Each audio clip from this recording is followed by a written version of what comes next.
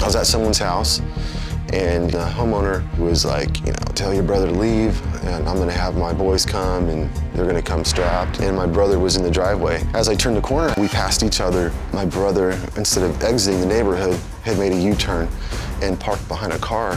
And then as I was pulling out onto the main street, I heard this, what was that? And then my passenger said, those were gunshots. I drove back as fast as I could. There was a big group of people standing around my brother, and you could hear the sirens coming. I literally just sat there and held him. Then I kissed him on the side of his head and told him, I loved him. He was 16 months older than me. He's my big brother, always looking after me. This is the hardest thing I've had to deal with. There's just a lot of questions. I want to know who and I want to know why.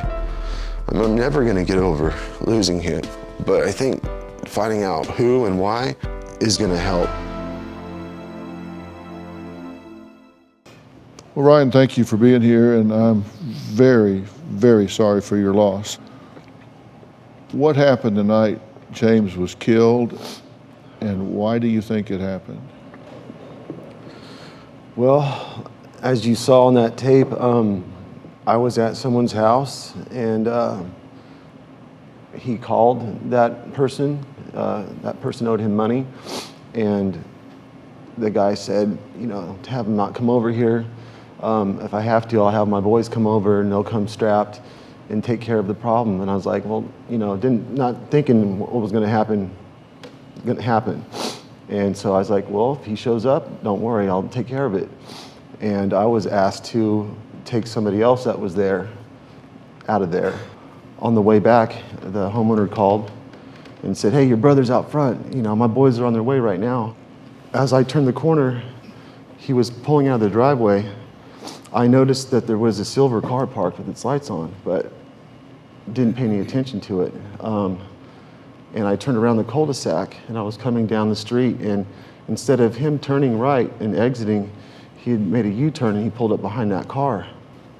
In my peripheral, I saw lights coming out as if he were gonna follow me. And then when I got past the wall, there's walls where the neighborhoods are, I hear this noise when I thought I hit something with my car. And I said, what was that? What I hit? And I had a passenger. And he said, those were gunshots. And I said, no, they weren't. He said, yes, they were.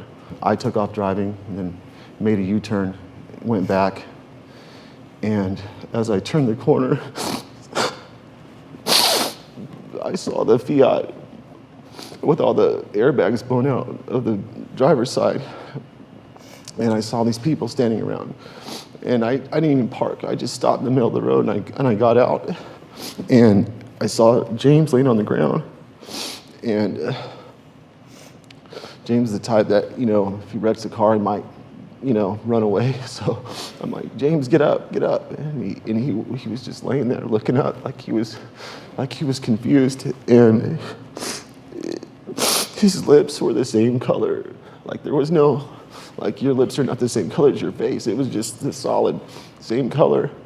And I started just telling him I loved him and I was sorry that we were arguing. I was like, Cameron loves you. It's not my niece. Autumn, his other daughter. I said, we all love you. Just hang on. And, help is coming. And I just laid there and I held him. I held him and I kissed him on the side of the head. And then the cops pulled up. The EMTs had rolled him over and I saw the bullet hole in his back. He was shot in his lower back.